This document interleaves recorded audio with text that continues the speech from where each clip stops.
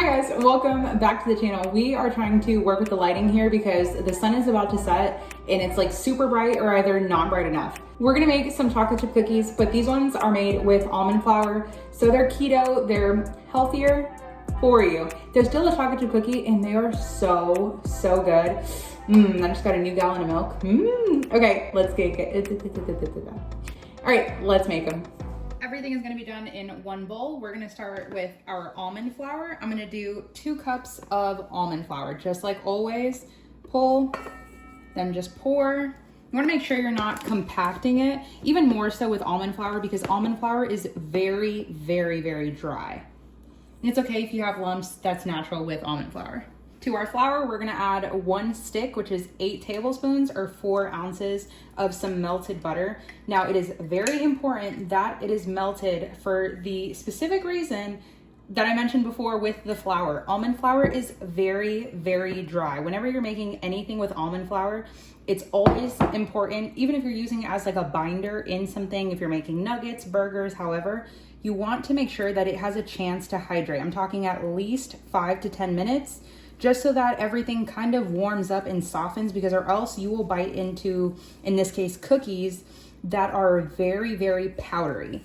It's just gonna look like really wet dough, and we're just gonna let it sit, and it's gonna absorb and hydrate all of the flour.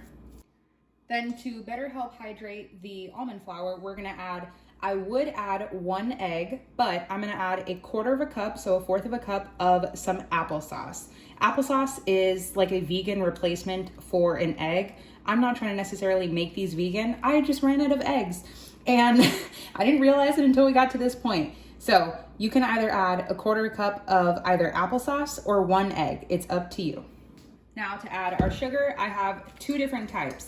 I have monk fruit sweetener, which is a 1-to-1 sugar replacement. And then I just have white sugar. If you are doing keto, obviously this is the sugar you're gonna wanna use, but for those of you guys that are not using keto, I'm just gonna use regular sugar. It is still the 1-to-1 replacement. So whether you're using this one or regular white sugar, the measurement is going to be the same. So I'm gonna do 1/3 of a cup of sugar.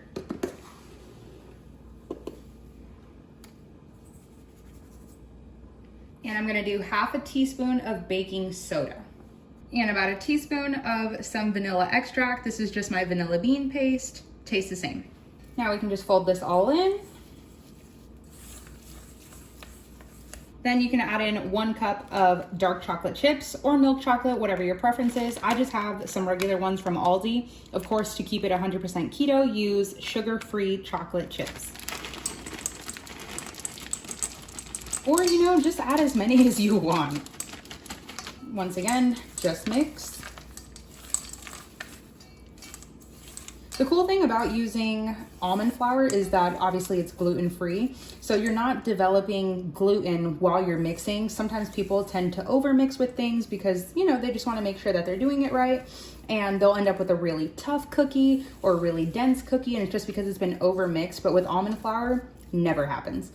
All right, that looks great. Now I'm still just gonna let everything sit for about a good 10 minutes until our oven preheats to 350 degrees. I'm just gonna throw it in the refrigerator just to kind of help everything meld together. The cookies are nicely rolled. I just used my little ice cream scooper you guys saw in my last cookie video. Now we're gonna toss these in for 10 minutes. They're out and they look and smell so good, and I know they're gonna taste incredible. I let them go for 12 minutes just because I wanted to brown the top just a tiny bit and make sure that they were fully done. With almond flour cookies, there is no gluten, so there's not really that much structure. So you want to let them sit and cool on the hot baking sheet. Look at this cookie. It is so incredibly just tender, gooey.